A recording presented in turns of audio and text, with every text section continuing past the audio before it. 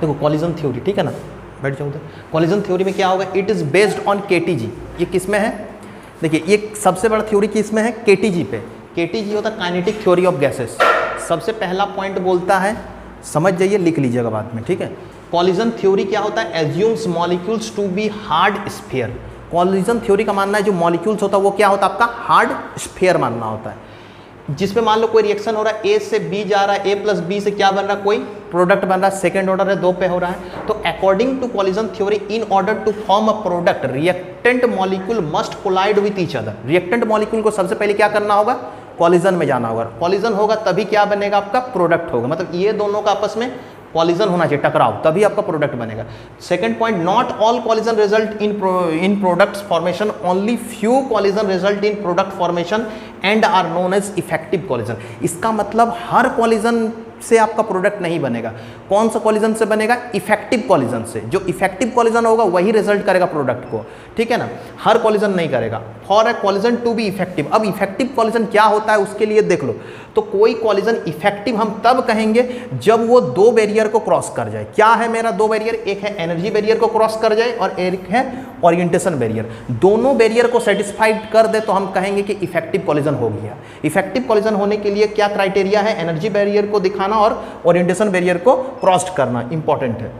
Next है इसके बाद एनर्जी बैरियर। तो हम सबसे पहले पढ़ेंगे एनर्जी बैरियर, फिर पढ़ेंगे ओरिएंटेशन बैरियर। क्या होगा, एनर्जी बैरियर क्या होता है कि इंथैल्पी ऑफ रिएक्शंस क्या होता है, formula del H is equal to क्या होता है, EP माइनस ER होता है। समझ लीजिए ये इंपॉर्टेंट है आपका, ये ग्राफ दोनों इंपॉर्टेंट। एक केस बनता है इंडोथर्मिक और एक किसका बनता है, एक्सोथर्मिक। दोनों का हम ग्राफ बताएंगे, ये दोनों इंपॉर्टेंट है। तो इंथैल्पी होगा, इंथैल्पी मतलब हीट जो होगा रिएक्शंस का, वो 2 तरीके का हो सकता है, या तो इंडो फॉर्म या तो एक्सो। बचपन से आप पढ़ते आ रहे हो, इंडो मतलब हीट को एब्जॉर्ब करना, एक्सो मतलब होता है बाहर निकालना। हीट बाहर निकले तो क्या होगा, थर्मिक का मतलब होता है हीट, इंडो का मतलब होता है एब्जॉर्ब, थर्म का मतलब होता है हीट, एक्सो का मतलब होता है क्या, बाहर निकालना। किसको, थर्म मतलब हीट को बाहर निकालना, हीट बाहर निकाल रहा बॉडी से, तो एक्सोथर्मिक होगा। तो ये आपका थर्मोडायनेमिक्स आप पढ़े हुए हैं कि del H is equal to EP minus ER होता है। यहां से हम देखेंगे कि डेल एच अगर मेरा ज्यादा हो गया वैल्यू, मान लो इसको सॉल्व किए EP माइनस ER से, मेरा वैल्यू 0 से क्या आ रहा है, ग्रेटर आ रहा है। ग्रेटर का मतलब मेरा H वैल्यू क्या हो गया, पॉजिटिव। तो पॉजिटिव होने का मतलब क्या होगा, EP माइनस ER जो वैल्यू होगा वो 0 से क्या है, बड़ा है। तो हम ER को इधर भेजेंगे तो क्या हो जाएगा, EP is greater than ER। मतलब डेल एच कब पॉजिटिव आ सकता है, जब मेरा ये क्या हो जाए, बताओ, मैक्सिमम हो तभी ना पॉजिटिव आ सकता है। यानी ये केस किसका बन जाएगा, इंडोथर्मिक का। ठीक, एक्सोथर्मिक का केस क्या बनेगा कि डेल एच क्या होना चाहिए मेरा, लेस देन क्या होना चाहिए, 0 होना चाहिए, लेस देन होना चाहिए नेगेटिव। यानी इस डेल एच को, इधर वाला वैल्यू को नेगेटिव बनाने के लिए मेरे को किसको मैक्सिमम करना पड़ेगा, किसको करना पड़ेगा, ER को करना पड़ेगा, और EP को क्या करना पड़ेगा, लेस करना पड़ेगा। वही चीज लिखे हैं कि यहां पर देखो, वही चीज है कि डेल एच का जो फॉर्मूला होता है वो किसके बराबर होता है, EP माइनस ER होता है। और EP माइनस ER क्या होता है, लेस देन 0। तो ये इधर गया तो क्या बन जाएगा, ER इज क्या होगा यहां पर, ग्रेटर देन क्या होगा, EP। That means EP less होगा किससे, ER से। दूसरा चीज है, देखो ये डायग्राम इंपॉर्टेंट, इसको बनाओ। एनर्जी डायग्राम जो होगा वो बता रहे किसका केस है, ये हम पढ़ रहे हैं फर्स्ट केस किसका है, हाँ फर्स्ट केस जो पढ़ रहे हैं वो किसका पढ़ रहे हैं आपका, ये फर्स्ट केस है आपका एंडोथर्मिक का केस। किसका पढ़ रहे हैं, एंडोथर्मिक का। तो ये देखो किसके बीच में प्लॉट करे ग्राफ, एक होता है एक्स एक्सिस में क्या हो रहा है, प्रोग्रेस ऑफ द रिएक्शंस, और वाई एक्सिस में क्या हो रहा है, एनर्जी ऑफ द, हाँ जो रिएक्शंस का है उसका एनर्जी को वाई एक्सिस में प्लॉट किए हैं, और रिएक्शंस का जो कोऑर्डिनेट है, रिएक्शन कोऑर्डिनेट या फिर प्रोग्रेस ऑफ द रिएक्शंस को हम एक्स एक्सिस में लिए हैं। अब देखो ये रिएक्शंस कुछ यहां से इस टाइप का ग्राफ को शो कर रहा है, ये रेड कलर का जो दिख रहा है, ये क्या बता रहा है कि यहां पर जो पॉइंट है ये एक्सिस पे, वाई एक्सिस में एनर्जी है, प्लॉट किए हैं। तो ये पॉइंट बता रहा है एनर्जी ऑफ द रिएक्टेंट को। अब ये पॉइंट जो बता रहा है ये किसका बता रहा है, एनर्जी ऑफ प्रोडक्ट को। यहां मतलब ये समझ में आया कि प्रोडक्ट का एनर्जी क्या है, ज्यादा है किससे, एनर्जी ऑफ द रिएक्टेंट से है। अगर मेरा प्रोडक्ट का ज्यादा है रिएक्टेंट से, तो बताओ वैल्यू अगर मान लीजिए 10 है, ये 5 है, तो घटाएंगे तो वैल्यू क्या आएगा, +5 आएगा। इसका मतलब मेरा वैल्यू अगर ये मोर है, कौन मोर है, और ये क्या है, लेस है, तो बताओ लेस वैल्यू, इसके आगे क्या साइन है, प्लस है। यानी ओवरऑल सॉल्व करके मेरा जो डेल एच आएगा वो क्या आएगा, डेल एच क्या आएगा, बताओ डेल एच क्या आएगा, पॉजिटिव आएगा। मतलब डेल एच जो होगा वो किसके बराबर होगा, बताओ पॉजिटिव होगा। यानी दैट इज EP जो होगा वो क्या होगा, EP ग्रेटर देन किसके होगा, ER के ग्रेटर होगा। यानी ये केस किसका बनेगा, आपका एंडोथर्मिक का बनेगा। किसका बनेगा? एंडोथर्मिक का रिएक्शंस का बनेगा। समझ में लिए मैथ से। अब देखो इसमें कुछ कुछ लाइंस दिख रहा है इतना सारा, ये क्या है लाइंस, सबसे पहले समझा रहे हैं। देखो इस पॉइंट से लेके ये जो ग्राफ बन रहा है, ये जो इसका पीक बन रहा है, पीक समझते हो ना, पहाड़ जो पीक, ये पीक जो हो रहा है इसको बोलते हैं एक्टिवेटेड कॉम्प्लेक्स। ये पॉइंट किसको बता रहा है? Activated complex. क्या होता है एक्टिवेटेड कॉम्प्लेक्स? देखो एक्टिवेटेड कॉम्प्लेक्स ये होता है, मान लो कोई ए से बी रिएक्शन कर रहा है तो क्या बन रहा है? प्रोडक्ट बन रहा है। तो ए बी को प्रोडक्ट बनने के लिए सबसे पहले क्या होना चाहिए? कॉलिजन। बिल्कुल कॉलिजन होना चाहिए। कॉलिजन हो गया तो ये कॉलिजन हो के क्या बनाएगा? एक एक्टिवेटेड कॉम्प्लेक्स बनाएगा ए बी। मतलब ये ऐसा सिचुएशन है जहां ए और बी के बीच में क्या बनना शुरू हो चुका होगा? बॉन्ड बनना शुरू हो चुका होगा। ये मेरा एक्टिवेटेड कॉम्प्लेक्स है और ये हाईली अनस्टेबल है। अब प्रोडक्ट बनने के लिए क्या होगा कि ये एनर्जी बैरियर बोलते हैं इसको, एक्टिवेट, इसके पार जाना चाहिए, लुढ़क जाना चाहिए। मतलब इसके पार इधर अगर जैसे गिर जाएगा तो ये क्या बन जाएगा? प्रोडक्ट बनेगा। अब ये यहां रुके, रिएक्टेंट के यहां तक रुके या इसके नीचे जाए। अगर रिएक्टेंट के ऊपर ही ये रुक जा रहा ग्राफ तो क्या होगा? एंडोथर्मिक। और नीचे गिर गया तो क्या होगा? एक्सोथर्मिक का ग्राफ बनेगा। तो हम एंडो का पढ़ रहे हैं तो देखो रिएक्टेंट के ये ऊपर ही रुका है। एक्टिवेटेड कॉम्प्लेक्स के बाद ये लाइन जो ग्राफ बनाई है एनर्जी बैरियर के बाद, ये क्या बना है आपका? इधर ही रह गया। इसका मतलब आपको यहां से समझिए कि देखो ये जो ग्राफ बता रहा है, ये जो बता रहा है, ये कहां तक बता रहा है? एनर्जी ऑफ क्या होगा? Forward activation energy. एक्टिवेशन किसका बता रहा है? Forward activation energy. अब एक्टिवेशन फॉरवर्ड एनर्जी मतलब यहां से लेके यहां तक चढ़ने में जो एनर्जी लग रहा है उसको हम लोग क्या बोलते हैं? Activation forward. और यहां से जो यहां तक उतरने में जो एनर्जी लगा उसको क्या बोलते हैं? Energy of activation energy backward reactions. अब ये जीरो लेवल से लेके यहां तक जो एनर्जी पीक तक जो एनर्जी है इसको हम लोग बोलते हैं थ्रेशोल्ड एनर्जी। क्या बोलते हैं? Threshold energy. अब डेल एच जो होगा वो क्या वैल्यू होता है? EP minus ER. मतलब ईपी से किसको घटा दो? ईआर को। ईपी से ये पार्ट को माइनस करो, जैसे लाइन मैथ्स में पढ़ो, यहां से इसको हटाएंगे तो बचा हुआ क्या रहेगा? ये वाला होगा। और ये वाला किसको रिप्रेजेंट कर रहा होगा? डेल एच को, क्योंकि मेरा पता है ईपी माइनस ईआर जो रिजल्ट देता है वो किसको देता है? Del H. यहां से आपको सॉल्व करके पता चला कि ईपी ग्रेटर वैल्यू है और ईआर लेस वैल्यू है, यानी डेल एच पॉजिटिव आएगा। इसका मतलब ये ग्राफ किसका है? एंडोथर्मिक का है। यहां समझ में आया डेल एच ग्राफ? समझ में आया ना? ये था आपका एंडोथर्मिक रिएक्शंस का ग्राफ। ठीक है, नेक्स्ट देखिए। इसके बाद उसको थोड़ा सा ये करो, होगा वो को जो कर्व प्लॉट करेंगे, ये क्या करेंगे? प्रोग्रेस ऑफ द रिएक्शंस और किसके बीच में? एनर्जी के बीच में। अब इसमें से जो होगा ये जो कर्व है, रेड वाला कर्व, ये बता रहा है क्या? रिएक्टेंट्स आपका क्या हो रहा है? प्रोडक्ट हो रहा है नॉर्मल कंडीशंस पे। खैर इसमें दो चीज बता दी कैटलिस्ट का प्रेजेंस में भी, बट ये रेड वाला कर्व को देखिए, फोकस कीजिए।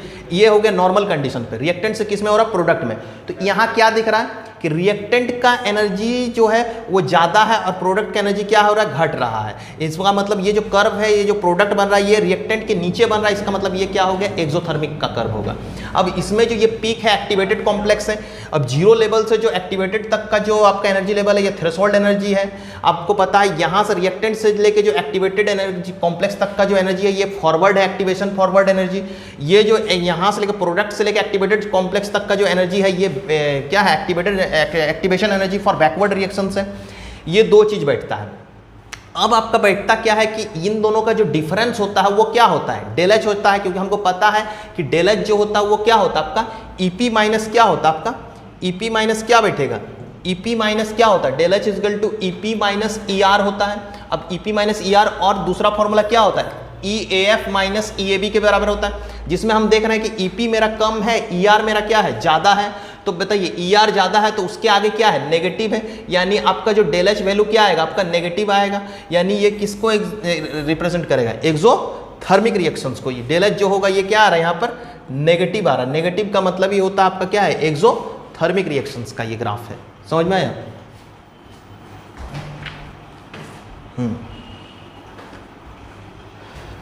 इसके बाद वो बोले लाओ, वो ये नहीं, ये तो आज का है, वो बोले पिछला क्लास, हाँ वो PDF खोलो।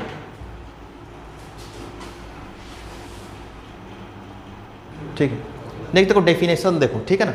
एक्टिवेशन एनर्जी का तुम पिछला क्लास नहीं आया था बाबू, तुम्हारा ही काम का उन लोग पढ़ लिया। देखो एक्टिवेशन एनर्जी क्या होगा? Additional energy required by the reactant molecules to form the activated complex is called activation energy। Activation energy क्या होता है? नाम सुना है एक्टिवेशन एनर्जी? एक होता है फॉरवर्ड और एक होता है क्या, बैकवर्ड। क्या होता है एक्टिवेशन? ये एक्स्ट्रा एडिशनल एनर्जी है जो रिक्वायर्ड होता है, किसको चाहिए, रिएक्टेंट को चाहिए, मॉलिक्यूल्स, ताकि वो क्या बना सके, एक्टिवेटेड कॉम्प्लेक्स। क्योंकि एक्टिवेटेड कॉम्प्लेक्स जब तक नहीं बनेगा तब तक प्रोडक्ट नहीं बनेगा। एक्टिवेटेड कॉम्प्लेक्स में क्या होता है, बॉन्ड का टूटना और बॉन्ड का जुड़ना, वो कहानी उस पीक पे होता है। तो उस पीक तक ले जाने में जो एनर्जी मदद करता है उसी को हम लोग क्या बोलते हैं, एक्टिवेशन एनर्जी, जिसको हम एनर्जी बैरियर भी कहते हैं, कि एनर्जी बैरियर तक जो ले जाने में मदद करे वो एनर्जी रिक्वायर्ड है। थ्रेशोल्ड एनर्जी क्या होगा कि energy difference between zero level to activated complex. वो ग्राफ में बताएं कि जो जीरो लेवल से कहां तक तुम्हारा पहुंचा दे, आपका पीक तक, वो एनर्जी को हम कहेंगे क्या होगा, थ्रेशोल्ड। थ्रेशोल्ड एनर्जी का क्या फॉर्मूला होगा, एनर्जी ऑफ रिएक्टेंट प्लस क्या होगा, एक्टिवेशन एनर्जी, ये बैठता है। हीट ऑफ रिएक्शंस या इंथैल्पी ऑफ रिएक्शंस क्या होता है formula, del H is equal to क्या होगा तुम्हारा, डेल एच इजगल टू क्या होता है तुम्हारा, del H is equal to EP minus E R, और किसके बराबर बैठता है, ई ए एफ माइनस क्या होगा आपका, ई ए एफ माइनस क्या होगा, ई ए बी के बराबर बैठता है। अब देखो एनर्जी बैरियर, हंसो नहीं, एनर्जी बैरियर देखो, एनर्जी बैरियर इजगल टू क्या होगा, for a molecule to show effective collision it must possess a certain minimum energy.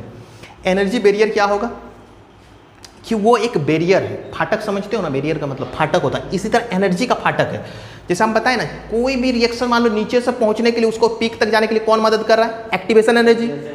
उसके उधर जब ही गिरेगा तभी क्या बनेगा, प्रोडक्ट बनेगा। तो ये एक बैरियर है ना, एनर्जी बैरियर, उस बैरियर के उस पार जब भी जाएगा तो क्या होगा, आपका प्रोडक्ट बनेगा। तो for a molecule to show effective collision it must possess a certain minimum energy. तो कोई एक मिनिमम एनर्जी होना चाहिए उस एनर्जी बैरियर के। तो only those molecule which has energy greater than activation energy or equal to activation energy can participate in the effective collision। हम बताएं कोई भी चीज को रिएक्टेंट से प्रोडक्ट बनने के लिए सबसे बड़ा बात क्या होना चाहिए, उसमें इफेक्टिव कॉलिजन होना चाहिए। क्या होना चाहिए, इफेक्टिव कॉलिजन। इफेक्टिव कॉलिजन कब दिखेगा, जब आपका एनर्जी जो होगा मॉलिक्यूल्स का, अपना मॉलिक्यूल्स का एनर्जी वो ज्यादा या बराबर होना चाहिए किसके, एक्टिवेशन एनर्जी के। समझ में आया ना, ये होना चाहिए। Next is your collision frequency. Heading देता तो पिछला क्लासेस में यही था, कॉलिजन फ्रीक्वेंसी मोस्ट इंपॉर्टेंट है। क्या होता है कॉलिजन फ्रीक्वेंसी, इसको हम रिप्रेजेंट करते हैं किससे, जेड ए बी से। किससे करेंगे, जेड ए बी से करेंगे, जेड ए बी से इसको रिप्रेजेंट करते हैं। कॉलिजन फ्रीक्वेंसी क्या होता है कि number of collision taking place between reactant molecule per unit time per unit volume. अगर मान लो ये कंटेनर है, इस कंटेनर में पर यूनिट वॉल्यूम में हाइट है, लेंथ है, ब्रेड्थ है ना, और हाइट है, पर यूनिट मान लो सब 1 यूनिट है, और 1 सेकंड पे 1 यूनिट टाइम पे बात करेंगे जब ये मॉलिक्यूल क्या होगा, बताओ, ये सब मॉलिक्यूल एक दूसरे पे क्या करेगा, टकरा रहा होगा, ये इसके साथ टकरा रहा होगा, ये इसके साथ कॉलिजन कर रहा होगा, वो कंडीशन को हम कहेंगे कॉलिजन फ्रीक्वेंसी। जैसे ए से क्या बन रहा है, बी बन रहा है, प्रोडक्ट बन रहा है, तो रेट ऑफ रिएक्शंस का फॉर्मूला क्या होता है, Z A B into E to the power minus E A upon R T. ये फॉर्मूला कैसे आया, इसका बहुत बड़ा डेरिवेशन, ये तुमको याद रखना। रेट ऑफ रिएक्शंस क्या होगा, फॉर्मूला बताओ, Z A B E to the power minus E A upon R T. इसमें हर एक टर्म किसको रिप्रेजेंट कर रहा है, तो जेड ए बी जो टर्म है ये किसको रिप्रेजेंट कर रहा है, आपका कॉलिजन फ्रीक्वेंसी को कर रहा है। ये वाला पूरा टर्म जो है ये क्या बता रहा है कि fraction of molecules with energy greater than क्या होगा, एक्टिवेशन एनर्जी या बराबर एक्टिवेशन एनर्जी। ये पार्ट आपको बता रहा है कि जो कंटेनर में एबीएफ मॉलिक्यूल लिए हो, ये मॉलिक्यूल्स का, इसका अपना एनर्जी जो एक्टिवेशन एनर्जी समझते हो, अभी बताएं कि वो क्या होता है कि रिएक्टेंट को कहां तक ले जाने में मदद करता है, एक्टिवेटेड कॉम्प्लेक्स बनाने तक में जो एनर्जी होता है, उससे क्या हो, उस फ्रैक्शन ऑफ मॉलिक्यूल, उस कंटेनर में जितना भी फ्रैक्शन ऑफ मॉलिक्यूल है, उन सबका एनर्जी या तो एक्टिवेशन एनर्जी के बराबर हो या उससे ज्यादा हो, तभी आपका क्या बनेगा, प्रोडक्ट बनेगा। ये पार्ट उसी को बता रहा है। और fraction of molecule which can show effective collisions, और वही मॉलिक्यूल्स क्या होगा जिसका एनर्जी इस कंटेनर में जो मॉलिक्यूल्स लिए हो उसका अपना एनर्जी एक्टिवेशन एनर्जी के बराबर या ज्यादा हो, तभी इफेक्टिव कॉलिजन हो सकता है। यही है collision frequency. Next is your orientation barrier. हम क्या बताएं, कोई भी रिएक्टेंट को आपको पहले क्या होना, कॉलिजन होगा तभी प्रोडक्ट बनता है। वो हर कॉलिजन से नहीं, कौन सा कॉलिजन से, इफेक्टिव कॉलिजन। तो इफेक्टिव कॉलिजन में 2 बैरियर होता है जिसको क्रॉस करना पड़ता है। एक होता है एनर्जी बैरियर जिसमें हम इंडोर एक्सोथर्मिक कर्व बता दिए, and second one is your orientation barrier, what is your orientation barrier? तो ओरिएंटेशन बैरियर को समझने के लिए कुछ रिएक्शन ऑर्गेनिक का, कि कोई एल्काइल हैलाइड लिए हैं, ब्रोमोमीथेन लिए, उसको किससे रिएक्शन करवा रहे हैं आपका, किससे करवा रहे हैं आपका, न्यूक्लियोफाइल से करवा रहे। क्या है? न्यूक्लियोफाइल, जिसका नाम है, मान लो ये क्या है न्यूक्लियोफाइल, क्या नाम है इसका, ये न्यूक्लियोफाइल है OH-। अब न्यूक्लियोफाइल क्या होता है, इलेक्ट्रोफाइल, ये सब समझ जाएगा ऑर्गेनिक में, अगर ऑर्गेनिक अभी पढ़ाए नहीं है। देखो ये न्यूक्लियोफाइल है ब्रोमोमीथेन से। अब देखो यहां से क्या है कि ये किस में कन्वर्ट हो रहा है, मिथेनॉल में हो रहा है, और साइड प्रोडक्ट क्या निकल रहा है, Br-। ये मेरा लिविंग ग्रुप है, ये जो लिविंग ग्रुप है लिव कर गया, न्यूक्लियोफिलिक अटैक हो रहा है। देखो इस मॉलिक्यूल को खोल के लिखे हैं, ये है CH3, Br का स्ट्रक्चर, यहां पे कौन अटैक कर रहा है, OH-। एक बार अटैक कर रहा है किसके साथ, इस डायरेक्शन से, येलो कर्व से, और एक बार कौन सा दिखा रहा है अटैक, किससे हो रहा है, ब्लू कर्व से, ये वाला अटैक, मतलब ये फ्रंट अटैक हो रहा है। ये कौन सा अटैक हो रहा है, बैक अटैक हो रहा है। अब मेरे को बताओ कौन सा ओरिएंटेशन इसको फेवर्ड करेगा ये प्रोडक्ट बनने में ज्यादा बढ़िया, बैक वाला। क्यों फ्रंट वाला नहीं किया, फ्रंट वाला इसके साथ रेपल्सन का केस बनेगा, किसके साथ, बल्कियर ग्रुप मेरा जो कौन है, लिविंग ग्रुप, लिविंग ग्रुप, ये मेरा लिविंग ग्रुप है, ये बल्की ग्रुप, ये मेरा क्या है, लिविंग ग्रुप। लिविंग ग्रुप के साथ इसका क्या होगा, इस न्यूक्लियोफाइल का क्या बनेगा बेटा, बताओ, इस न्यूक्लियोफाइल के साथ क्या होगा, रेपल्सन हो सकता। अगर मेरा रेपल्सन हो जाएगा तो ये केस फ्रंटल इफेक्ट में इसके साथ अटैच होने के लिए उतना बढ़िया तरीके से पहुंच नहीं सकता है। लेकिन बैक साइड जब अटैक हो रहा है तो इसका कोई रेपल्सन नहीं होगा, क्योंकि हाइड्रोजन का साइज बहुत छोटा होता है, ठीक है ना। तो ये मजे से इसमें क्या होगा, अटैक होगा, और ये मजे से यहां क्लिप करके क्या होगा, हट जाएगा और प्रोडक्ट बन जाएगा। इसका मतलब कौन सा ओरिएंटेशन से आपका प्रोडक्ट बना, बैक अटैक से ज्यादा फेवर किया, जबकि फ्रंट अटैक से नहीं किया। इसका मतलब एक और फैक्टर इफेक्ट होता है जो प्रोडक्ट बनाने में मदद करता है, कौन, एक आपका ओरिएंटेशन। इससे समझ में आया ना इस एग्जांपल से कि orientation is important, orientation is important to form from reactant to product. To you, if you want to achieve product, orientation barrier is also a important case.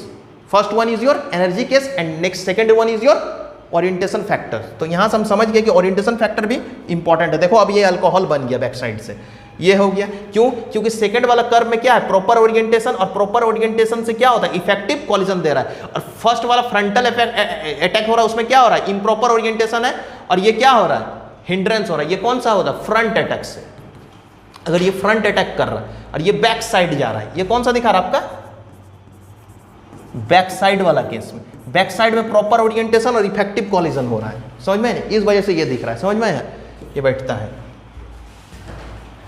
देखो तो हम क्या बताएं कि for molecule to be effective along with activation energy, उसी का जो अभी समझाएं उसी का लिखा हुआ है कि for molecule to be effective along with activation energy the reacting molecule must collide each other with proper orientation, that is effective collision, otherwise the collision will be considered as ineffective। यही चीज जो हमने बोला, मैंने क्या बोला कि कोई भी रिएक्टेंट से प्रोडक्ट बनने के लिए कॉलिजन होना चाहिए, वो कॉलिजन क्या होना चाहिए, इफेक्टिव होना चाहिए। इफेक्टिव कॉलिजन क्या हो सकता है कि एनर्जी बैरियर, और क्या होता है ओरिएंटेशन फैक्टर, मतलब उसमें आपका प्रॉपर ओरिएंटेशन भी होना चाहिए, आपका क्या होना चाहिए, प्रॉपर ओरिएंटेशन होना चाहिए, प्रॉपर ओरिएंटेशन होना चाहिए, साथ साथ क्या होना चाहिए आपका, प्रॉपर ओरिएंटेशन बैठना चाहिए, प्रॉपर ओरिएंटेशन होना चाहिए, और आपका एनर्जी बैरियर होना चाहिए। तभी हम कहेंगे, क्या कहेंगे, ये इफेक्टिव कॉलिजन होगा। Otherwise collision will be considered as क्या होगा, इनइफेक्टिव कॉलिजन्स। देखो अगर मान लो हम पढ़ाए थे केमिकल काइनेटिक्स में ऑर्डर और मॉलिक्युलरिटी का डिफरेंस, उसमें आपको पता चला था कि मॉलिक्युलरिटी कभी भी 3 से ज्यादा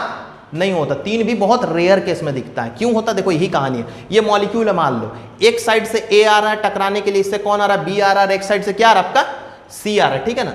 एक साइड से आपका कौन आ रहा है, मान लो ये सी है, सी टकराने के लिए आ रहा है, सी मॉलिक्यूल आ रहा है इधर से, तो ए बी सी आ रहा है। तो since more than 3 molecules can not collide with proper orientation and can not produce effective collision, that is molecularity greater than 3 is rarely increase.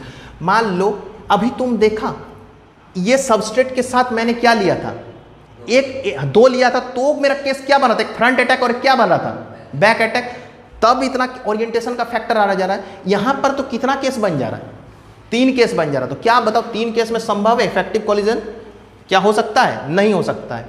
2 case में ही इफेक्टिव नहीं होता है। इफेक्टिव कॉलिजन मतलब head on collision होना चाहिए, head to head. जब head on collision होगा यही प्रोडक्ट का बेटर रिजल्ट करता है। अगर मान लो इसी के साथ 3-4 आ रहा है तो आगे से इधर से उधर से आएगा, तो प्रॉपर कॉलिजन में नहीं जाएगा, प्रॉपर कोलिजन नहीं हो सकता, या तो इसके साथ ठीक से हो लो भाई, या तो इसके साथ हो लो, लेकिन प्रॉपर किसी के साथ नहीं होगा। यानी ज्यादा मॉलिक्यूल का कोलिजन लोगे 3 से ज्यादा तो आपका कभी भी इफेक्टिव कोलिजन नहीं आएगा। वही केस बन रहा है कि संभावना अगर 3 से ज्यादा हो रहा है तो इफेक्टिव कोलिजन का केस नहीं बैठ रहा है, ये चीज लिखा हुआ है।